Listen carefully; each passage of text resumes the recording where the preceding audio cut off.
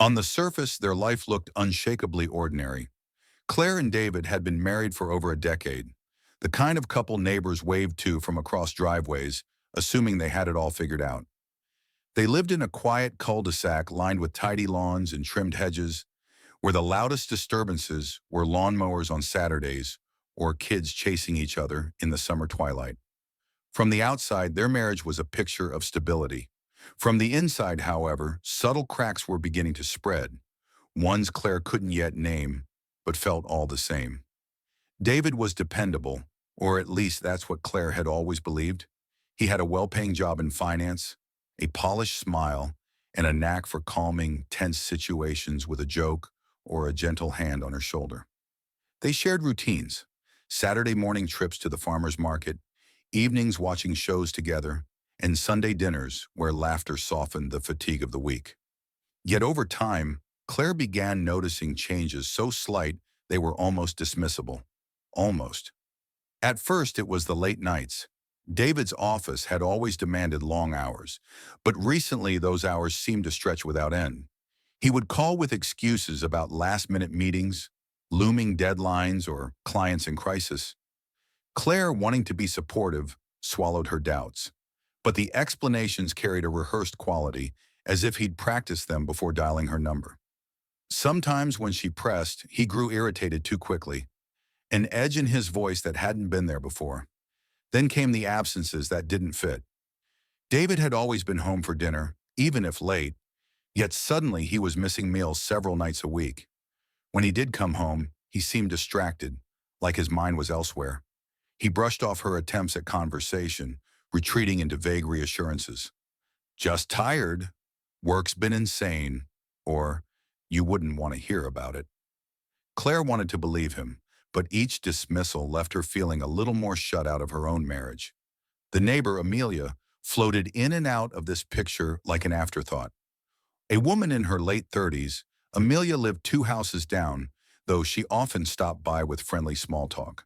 She was charming in a practiced way, with a smile that lingered just long enough to feel intentional. Claire never thought much of her beyond the occasional garden compliment or borrowed cup of sugar, but over the past few months, she noticed something. Amelia seemed to know when David was home or not. She would time her chats with Claire to when David was conveniently away, or sometimes Claire spotted her glancing toward their driveway as though keeping tabs. The thought was fleeting, too odd to make sense of, so Claire tucked it away. Claire's instincts tugged at her. She began waking in the middle of the night, the quiet of the house pressing in, her mind racing with unanswered questions. She noticed small details, an unfamiliar cologne scent lingering on David's shirt, receipts crumpled in his pockets for restaurants she didn't recognize, or the way he locked his phone with a new password and carried it with him everywhere, even to the bathroom. They weren't smoking gun discoveries, but they piled up pebble after pebble until they became a mountain she could no longer ignore. Friends she confided in urged her not to overthink. "You've been married 12 years, Claire. You know him better than anyone," they said, and she wanted to agree. She wanted to believe her husband's absences were nothing more than work's unrelenting grip. But her gut told her otherwise, whispering that something far deeper and darker was slipping through the cracks. Claire tried to shake it off by immersing herself in her own routines, morning yoga, volunteering at the local library, planning dinner menus as if normalcy could smother her doubts. Yet every time David brushed past her with a distracted smile, her chest tightened with a mix of longing and dread. She remembered the man she married, the one who once looked at her like she was the only person in the world. Now he looked through her, as if distracted by a secret he wasn't ready to share.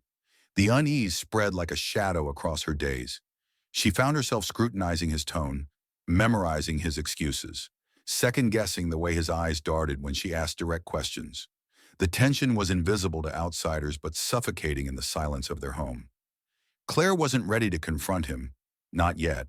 She told herself she needed more clarity, more proof, something undeniable. But beneath the quiet facade of their suburban life, the truth was already stirring. And though Claire couldn't see the full picture yet, her instincts had latched onto something real. David was living a life she knew nothing about. The double life was hiding in plain sight, just beyond her line of vision, waiting to break open. It began with little things, the kinds of details easy to dismiss if you weren't paying attention. Claire was paying attention. One morning, as she gathered laundry from the hamper, she found a crumpled receipt in David's pants pocket. The receipt was from a cafe across town, a place they had never gone together. The date and time stood out. It was stamped for a Tuesday afternoon, when David had told her he was at a late client meeting. She stared at the slip of paper, torn between rationalizing it and letting suspicion root deeper. Maybe he'd grabbed coffee on the way, she told herself. Maybe it was nothing. But the unease tightened in her chest. A week later, she noticed a second receipt, this time for groceries. Oddly specific items: almond milk, fresh strawberries, lavender-scented candles. David disliked both strawberries and scented candles. Claire set it aside, almost as if collecting evidence in a case she never meant to build. Each scrap felt heavier than the last. The more she looked, the more patterns appeared. David's bank statements showed regular cash withdrawals from ATMs near a neighborhood they rarely visited. She noticed his shirt smelling faintly of laundry detergent that wasn't theirs, something lighter, floral, unlike the brands she used at home. At first, she felt crazy for even noticing, but the details stacked neatly, one on top of the other, until she could no longer brush them away. Claire also noticed how David's schedule began to align with Amelia's absences. Amelia, the neighbor who always seemed so available for chatter, was suddenly gone for stretches at the same time David claimed to be working late. Claire found herself watching from her kitchen window, seeing Amelia's lights off when David wasn't home, noticing her car pulling back in around the same time David returned from his supposed late-night work. The coincidences gathered like storm clouds. The keychain was another discovery. One evening, while helping him find his car keys, Claire spotted a small silver key she didn't recognize. It was tucked behind the familiar house and car keys, its teeth jagged and distinct. "Oh, that? Just a spare for the office mailbox," David said too quickly, pocketing the keys before she could examine them further. The answer felt rehearsed, his tone a fraction sharper than necessary. Claire started journaling. She told herself it was for her own sanity, to keep track of what she saw, what she felt, so she wouldn't second-guess her memory later. Each entry was clinical, detached, like she was documenting someone else's life. April 14th, David home after 11. Shirt smelled like different detergent. Said it was from gym towels, but he didn't have his gym bag. April 18th, receipt for groceries with items he doesn't use. April 23rd, Amelia absent same night, David stayed late. The journal became both a comfort and a torment. Writing gave her control, a sense of order, but every new entry confirmed what she didn't want to believe. The marriage she trusted was unraveling in her own handwriting. Her instincts sharpened, tuned to frequencies she had ignored before. She noticed how David carried his phone everywhere now, even to the shower, leaving it face down on the counter when he couldn't keep it on him. He had changed his password recently, brushing it off as a work security policy. Claire didn't press, though the explanation clanged false in her ears. Then came the scent. One night, when David hugged her absent-mindedly before bed, she caught a faint perfume clinging to his shirt. Not hers, not anything she owned. It was light, floral, with a trace of something sharp, like bergamot. The scent was foreign but distinct, and she remembered it the next morning when Amelia walked past their house. The perfume hung in the air, unmistakable. Claire felt her stomach drop. Was she imagining the overlap? Was her mind weaving connections that weren't there? She wanted to dismiss it, but the perfume lingered in her nose, an invisible accusation. The mounting clues didn't give her clarity so much as they deepened the ache of uncertainty. Claire vacillated between anger and denial, fear and resolve. One moment she would rehearse confronting him, demanding the truth. The next she would talk herself down, telling herself she was paranoid, desperate not to explode her marriage without proof. But the proof was circling her, pulling tighter each day. The receipts, the keys, the perfume, the absences. They weren't isolated oddities anymore. They formed a pattern, a puzzle only missing its final piece. Claire's nights grew restless. She lay awake listening to David's steady breathing, her mind cataloging every discrepancy. He seemed so peaceful in sleep while she carried the weight of his secrets. Sometimes she studied his face, wondering how he could lie so smoothly, how he could walk through the door each night and sit at the dinner table as though nothing were wrong. The doubt was no longer just in her head. It had stepped into the room, sat between them at meals, followed them into their bedroom. Something was wrong, and Claire, for all her fear, knew she couldn't ignore it much longer. The night she followed him, Claire didn't plan it. It wasn't some dramatic decision made in the mirror with a determined stare. It was quiet, instinctual, born out of too many sleepless nights and too many unanswered questions. David left just after dinner, muttering about a late conference call he couldn't take at home. He kissed her on the cheek, quick, mechanical, and walked out the door with his laptop bag slung across his shoulder. Claire stood at the window, watching his taillights disappear into the dark, and something inside her refused to stay still. She grabbed her coat, her keys, and slipped out 5 minutes later. Her hands trembled as she started the car, heart pounding in her ears. She felt foolish, like some caricature of a suspicious wife in a melodrama. But as she drove a careful distance behind him, the foolishness gave way to dread. She told herself she would only follow him for a few blocks, just to confirm he was heading downtown to the office. Just enough to prove to herself that she was overthinking. Except he didn't take the freeway toward his office. He turned off, heading into a residential area across town. Claire's breath caught. She followed at a crawl, headlights dimmed, praying he wouldn't notice her. The neighborhood was unremarkable. Rows of modest apartment buildings, narrow streets lit by yellow lamps, a corner market with flickering neon. Not the kind of place David had any business being. He pulled into the lot of a squat brick building, parked, and walked up the stairs as though it was the most natural thing in the world. He didn't hesitate, didn't check over his shoulder. He simply unlocked the door to a second-floor unit and disappeared inside. Claire sat frozen in her car. Mind scrambled for explanations. Maybe it was a client's place. Maybe a work errand. Maybe anything but what it looked like. But the key she'd seen on his chain, brushed aside with a lie. Her stomach twisted. She waited, watching the glow of a lamp flick on behind the blinds. Minutes passed. No one else came out. No one else went in. The apartment was his. Finally, unable to resist, she climbed from her car and approached the building. Every step felt reckless, like the ground might collapse beneath her. She stopped at the base of the stairs, listening. The hallway was quiet except for faint sounds behind the closed door. Footsteps, the shuffle of papers, the murmur of music from a speaker. David was inside, living another life. She crept closer, peering through a sliver in the blinds. What she saw knocked the air from her lungs. The apartment was fully furnished. Warm lighting, a couch with throw pillows, a kitchen stocked with dishes. Not a crash pad, not a temporary space, but a lived-in home. And there was David, moving comfortably, setting his laptop on the coffee table, pouring himself a glass of wine. He wore the expression she hadn't seen in years, relaxed, unburdened, almost joyful. Claire's hands shook against the windowsill. This wasn't a client's apartment. This wasn't a work errand. He belonged here in a way he no longer seemed to belong at home. The betrayal hit her like a physical blow. Her chest ached, her throat tightened, and her vision blurred with hot tears she fought to contain. She wanted to storm inside, demand answers, but the fear of what she might hear held her back. Instead, she stumbled away, back down the stairs, and hurried to her car before her legs gave out.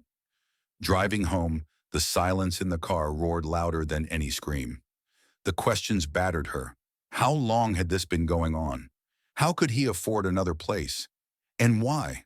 Why hadn't she seen it sooner? But beneath every question was the same brutal truth. David had carved out a secret life, and she had just seen the proof with her own eyes. When she slipped back into her house, the place felt alien, as if every familiar wall and piece of furniture had been tainted by the weight of what she knew. She sat at the kitchen table in the dark, head in her hands, unable to stop shaking. The apartment wasn't just evidence of betrayal, it was a monument to it. He hadn't been content with excuses and late nights. He had built an entire second life, hidden in plain sight, sustained by lies. Claire stayed awake until dawn, the memory of the apartment looping endlessly in her mind. She could still see him moving easily through that space, as though he'd been doing it for years. The thought burrowed deep. If he could build a secret life this big, how much of her own life had been a lie? The discovery wasn't an answer. It was the start of a darker, sharper set of questions. And though Claire didn't yet know it, the apartment was only half the story. The other half was far closer to home than she could have imagined. The image of David in that apartment haunted Claire. Days blurred into each other as she replayed what she'd seen, the casual way he'd poured wine, the comfort in his posture, the way the place looked lived in. He wasn't a visitor there. He belonged. But belonging with whom? The answer crept up slowly, piece by piece, until it was impossible to ignore. Amelia. The thought first came as a flicker, then grew into a steady flame. Amelia, the neighbor with the perfect smile, the one who had always seemed to hover at the edges of their lives. Claire remembered her showing up with homemade cookies last winter, joking lightly about David's taste in wine. She remembered how Amelia's gaze lingered on him during small talk, a glance Claire had brushed off at the time as nothing more than friendliness. But now, with the apartment in mind, every memory sharpened into a clue. Claire started noticing details she had previously dismissed. Amelia's car was gone on the same nights David claimed to be working late. When David returned home, Amelia's driveway lights flicked on soon after, as though synchronized. It wasn't coincidence, it was choreography.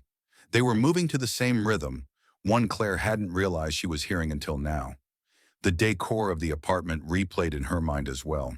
The throw pillows on the couch, embroidered with bright geometric patterns, were identical to the ones Amelia had once pointed out in a catalog Claire had left on the kitchen counter. "These are so chic," Amelia had said with a laugh. "I'd buy them in a heartbeat." Claire had thought nothing of it at the time. Now those pillows were on David's secret couch. It didn't stop there. On the kitchen counter in the apartment, she'd spotted a glass jar filled with lavender sprigs, a signature detail. Amelia loved lavender. She grew it in her garden, clipped sprigs for neighbors, even tucked small sachets into gift bags during the holidays. Lavender was Amelia's touch. Lavender was in David's secret apartment. The pieces clicked with a cruel precision. Claire began to feel the walls of her own home closing in. The betrayal wasn't miles away, faceless or nameless. It was just 2 doors down, wrapped in a neighbor's smile. The intimacy of it made her skin crawl. This wasn't just an affair. It was an invasion. Her marriage, her home, her trust, all violated within walking distance. She tested her theory by watching. She sat at her kitchen window, pretending to read while keeping an eye on Amelia's comings and goings. One evening, David claimed he had to work late again. 30 minutes later, Amelia left her house, dressed neatly, carrying a small overnight bag. Claire's throat tightened. Hours passed before Amelia's car returned, minutes after David's did. It was enough. The coincidence had become confirmation. The realization hollowed Claire out. She thought of the countless times she had confided in Amelia, trading pleasantries about the weather, laughing over neighborhood gossip. Amelia had stood in her kitchen, sipping coffee, asking about her marriage with a tilt of her head that now seemed laced with mockery. All the while Amelia had known. Claire couldn't look at her the same. Each wave from across the street became a knife twist. Every cheerful hello carried the weight of deceit. At night, lying awake next to David, Claire stared at the ceiling, her mind running endless loops. Did Amelia gloat about it? Did they laugh at her behind her back? Was her whole life, the dinner parties, the friendly neighbor exchanges, just a smokescreen for their secret? The intimacy of their betrayal was worse than the act itself. If it had been some stranger, some faceless woman in another part of town, it would have hurt. But this was calculated cruelty. David hadn't just betrayed her, he'd brought the betrayal into her daily life, embedding it in the rhythm of her street, the smile of her neighbor. The weight of it became unbearable. Claire found herself shrinking from the world, avoiding small talk, retreating into herself. Every creak of the floorboards, every late-night excuse from David, every glimpse of Amelia's silhouette through the window across the street, it all pressed on her chest until she could barely breathe. But beneath the despair, something else began to stir. A resolve. Claire had uncovered the truth piece by piece, quietly, carefully. Now she knew who was inside that apartment with her husband. The question was no longer if he was betraying her. It was how long she would let it continue. The neighbor's smile was no longer a mask Claire could tolerate. And sooner than David or Amelia realized, Claire's silence would end. Claire no longer lived in her marriage, she investigated it. Each day became a quiet excavation, peeling back layers of David's life until the man she thought she knew stood hollow, his secrets spilling out. She started with the practical evidence. Late one night after David fell asleep, she slipped his wallet from the nightstand and sifted through its contents. Receipts, loyalty cards, folded notes. She found one from a boutique grocery store near the apartment, the same place that sold lavender bundles and artisan bread Amelia loved. Another was for a wine shop, a variety David never drank at home, but that she had once heard Amelia rave about at a neighborhood barbecue. Claire's journal swelled with details, dates and times, purchases and patterns. What once looked like paranoia now resembled a case file, neat columns of evidence proving a life lived outside of hers. Bank statements were next. With careful hands, she logged into their joint account and combed through transactions. Cash withdrawals lined up with his supposed late nights. Purchases showed up at stores she'd never visited. He was funding a second household in plain sight, masking it with vague excuses and half-truths. It was brazen, and it made her blood run cold. But the hardest unraveling wasn't financial. It was emotional. Each memory she revisited felt poisoned. She recalled dinners where David's phone buzzed incessantly, and he excused himself with a tight smile. She remembered Amelia's odd remarks about David's work trips, as though she knew the schedule too well. She even thought back to moments in their bedroom. David distracted, distant, going through motions while his mind was elsewhere. Claire realized he had likely been splitting himself in two for years, compartmentalizing his life with terrifying ease. Her fury grew with each discovery, but so did her grief. She wasn't only losing her husband, she was losing the history they had built. Every memory she tried to hold on to was stained by the possibility that Amelia had been there in the shadows, waiting, taking pieces of him that should have belonged only to Claire. There were moments when Claire doubted her strength. Some nights she sat on the bathroom floor, knees pulled to her chest, whispering to herself that maybe she was overreacting. Maybe the affair was just a passing lapse, something that could be salvaged. But the image of the apartment always rose in her mind, furnished, stocked, infused with lavender. That wasn't a fling. That was a second life. She needed confirmation beyond doubt. One evening she trailed him again. This time she parked further away, watching as David arrived at the apartment building. Minutes later, Amelia appeared, smiling, her bag slung casually over her shoulder. She climbed the stairs without hesitation, using her own key. Claire gripped the steering wheel until her knuckles turned white. There it was, their truth, exposed under the hum of the street lamps. Amelia had a key. Amelia wasn't just a visitor. She was a resident in David's secret life. The sight gutted her, but it also sharpened her. The betrayal wasn't speculation anymore. It was fact, undeniable enough to hold in her hands like a blade. She began collecting harder evidence. Photographs of their cars parked side by side at the apartment, screenshots of financial statements, the journal entries she had carefully logged. Each piece added to the story, building a foundation she could stand on when the time came to confront them. And yet part of her still longed for an explanation. A confession that would make sense of the senseless, a reason to cling to. Why had he done it? Wasn't she enough? Had their marriage been doomed long before she noticed? The questions churned endlessly, but she knew answers wouldn't undo the damage. The unraveling of David's double life left Claire raw, but it also woke something inside her. The shock was over. Now came the reckoning. She was no longer the wife who accepted vague excuses. She was the woman who had pieced together the truth when no one else would. In the silence of her living room, with her journal spread open before her, Claire made a quiet vow. The lies had stolen enough from her. Soon she would drag the truth into the open, no matter how ugly it was. The double life wasn't just David's anymore. It was hers to expose. The night Claire decided to confront him, The air in the house felt charged, as though the walls themselves braced for impact. David had just returned from another late client meeting. His tie loosened, his shirt sleeves rolled as though to signal exhaustion. He tossed his keys on the counter, kissed her absent-mindedly on the forehead, and poured himself a drink. To anyone else, he looked like a man winding down after a long day. To Claire, he looked like a liar preparing for another performance. She waited until he settled on the couch, laptop open, pretending to scroll through emails. Claire stood in the doorway, her journal clutched tightly in her hand, her chest rising and falling in deliberate rhythm. "We need to talk," she said, her voice flat. David glanced up, distracted, already impatient. "Can it wait? I've got a deadline." "No," she cut him off. The firmness startled even her. She crossed the room, placed the journal on the coffee table, and opened it to a page filled with dates and notes. "I know, David. About the apartment. About Amelia." The words dropped like stones into a still pond. For a moment silence stretched so taut it hummed. David's eyes flicked to the journal, then to her face. His mouth opened, closed, opened again. What are you talking about?" His voice cracked slightly, the mask slipping at the edges. "Don't do that," Claire said, her voice steady but shaking underneath.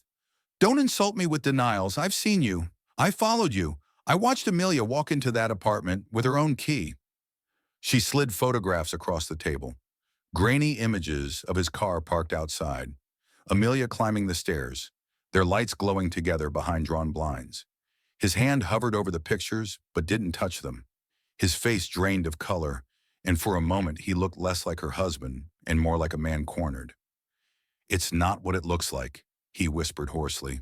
Claire let out a bitter laugh. "Don't you dare. Don't you dare stand there and reduce my sanity to paranoia after everything I've seen. It's exactly what it looks like." David's defenses crumbled in waves. First came denial, shaky and transparent. Then anger. He accused her of spying, of invading his privacy. When that failed, he shifted to justification, rambling about stress at work, about feeling suffocated, about Amelia, just understanding him in ways Claire didn't. Each word was another blade, each excuse a reminder of how deeply he'd chosen betrayal over honesty. "And me?" Claire demanded, her voice rising. "Did I not give you everything I had? Did I not stand by you for 12 years believing every late-night excuse, defending you to my friends, building a life with you? You didn't just cheat, David. You built a second home, you built a second marriage, and you did it 2 doors down." His shoulders slumped. For the first time he looked broken, not by guilt but by the collapse of his careful construction. "I didn't mean for it to go this far," he murmured, eyes cast down. "It just happened." "Things like this don't just happen," Claire shot back. "They're chosen. Every receipt, every key, every night you lied. You chose this. You chose her." At that moment, the doorbell rang. Claire froze. David's head snapped up, eyes wide with a fear that confirmed what she already suspected. Amelia. Claire strode to the door and yanked it open before David could stop her. And there she was. Amelia, framed in the porch light, holding a small bag, her expression casual until she saw Claire standing there instead of David. The color drained from her face. "Amelia," Claire said, her voice cold steel, "you might as well come in. No more secrets tonight." The neighbor hesitated, glancing at David, who looked stricken, then back at Claire. Slowly, she stepped inside, her composure cracking under the weight of exposure. The three of them stood in the living room, the silence unbearable, each one locked in the gravity of the moment. Claire turned to Amelia. "How long?" Amelia swallowed, her voice barely audible. "A year. Maybe longer." Claire laughed, but there was no humor in it, only raw disbelief. She looked at David, who couldn't meet her gaze, and felt the last remnants of their marriage collapse like ash. The confrontation wasn't loud by the end. There was no storm of plates crashing, no violent theatrics. It was quieter, sharper, the kind of truth that left silence ringing louder than shouts. Claire stood there, her spine straight, her breath steady, while the man she married and the neighbor she trusted fumbled with broken excuses. For the first time in months, she felt clarity. The truth was out, standing in the room with them. And though it shattered her world, it also freed her from the prison of doubt. The house was never quiet again. Not in the same way. After that night, silence carried weight. Too many unsaid words. Too many fractures no apology could mend. David moved through the rooms like a shadow, subdued, tentative, as though he still lived there, but no longer belonged. Amelia disappeared for a time, her curtains drawn, her car absent from the driveway. The neighborhood buzzed with speculation. Whispers floated between mailboxes and coffee lines. But Claire no longer cared about whispers. Her truth was already louder than gossip. The first days after the confrontation felt like walking on shards. Claire vacillated between numbness and volcanic rage. She went through the motions, waking, eating, working, but every routine felt hollow, each corner of the Eowyn house echoing with betrayal. She couldn't touch the bed without seeing Amelia's perfume in her mind. Couldn't open the closet without imagining David packing clothes for his second home. She filed for divorce within weeks. The papers arrived at David's office, not the house. She didn't want to watch his expression when he read them. When he came home that evening, he tried to plead, his voice low, his eyes rimmed red. He promised change, begged for another chance. Claire listened in silence. She had no more words to give him, no more energy to fight for a marriage he had abandoned long before she knew. "You didn't just make a mistake, David," she said, her voice steady. "You built an entire life without me, and you made me live next door to it." He didn't argue. He just looked at her with the hollow eyes of a man who had finally lost the thing he thought would always be his. Amelia faced her own fallout. Neighbors turned cold, friends drifted away. Claire heard whispers of Amelia moving in with a relative out of town, unable to bear the stares, the judgment. Claire didn't revel in it, but neither did she pity her. Amelia had stepped willingly into Claire's life and torn it apart with a smile. Consequences were inevitable. For Claire, healing didn't arrive in grand gestures. It came in small, stubborn acts of reclaiming her life. She painted the bedroom walls a different color, something bright and clean. She replaced the bed. She gave away old dishes and bought new ones in styles David would have hated. Each change was a quiet declaration. This space is mine now. There were nights she broke down, of course. Nights when the weight of loneliness pressed against her chest, when she stared at the empty side of the bed and wondered if she had failed somehow, if she had driven him away. But those nights grew fewer as time passed. Her journal, once a record of his lies, became a space for her own thoughts again. She wrote about books she read, places she wanted to visit, things she wanted to try. Slowly, she began to sound like herself again. One Saturday, she drove past the apartment, the hidden one, and found the windows dark, the mailbox taped over, the unit vacant. It looked lifeless, stripped of the secrecy that once made it pulse with stolen time. Claire parked for a moment, staring at the empty blinds. This place had been the epicenter of her undoing, a shrine to betrayal. Now it was just another empty unit waiting for new tenants. It struck her then. Even the darkest secrets lose their power once exposed. She drove away without looking back. Months later, Claire stood at her front door, watching the sunset settle over the cul-de-sac. The air was cool, lavender blooming faintly in her garden. She inhaled deeply, no longer associating the scent with Amelia, but reclaiming it as her own. The betrayal had scarred her, yes, but it hadn't defined her. She was still here. When friends asked how she managed, she told them the truth. You learn to stop asking why someone betrays you. You start asking why you let yourself stay in the dark for so long, and then you promise yourself never again. The aftermath wasn't clean, wasn't easy, but it was hers. And as Claire closed her door that evening, leaving the world outside, she felt something she hadn't in months. Peace. Because sometimes survival isn't about holding on to what was lost. It's about stepping into what comes next, unafraid, even if the path is unknown.